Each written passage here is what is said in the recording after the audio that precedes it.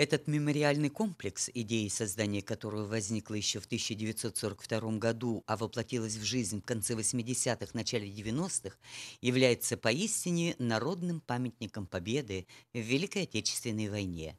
Здесь нет второстепенных экспозиций, потому что все подчинено увековечению памяти о погибших и без вести пропавших защитников Отечества. Центром и хранилищем их подвига является отдел «Книга памяти», где среди нескольких тысяч книг есть 8 томов из Республики Саха-Якутия, изданных Саха-полиграф-издатом под редакцией Корякина, Габышева и Павлова.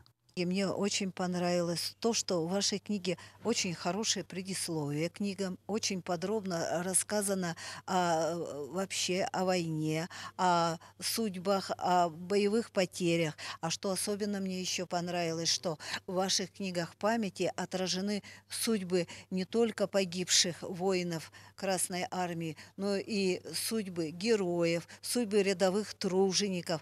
Отдел «Книга памяти» тесно сотрудничает с Министерством обороны Российской Федерации, ветеранскими организациями всех регионов России. Из вашего региона призвано было более 62 000 воинов э, якутян.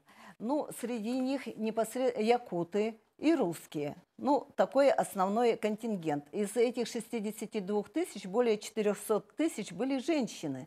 Они формирование проходили в Забайкальском военном округе. И, в общем-то, очень много было добровольцев, которые шли десятки километров по страшному снегу, холоду, но хотели выполнить свой воинский гражданский долг. Наталья Сазонова, Евгений Петров, НВК «Саха», Москва.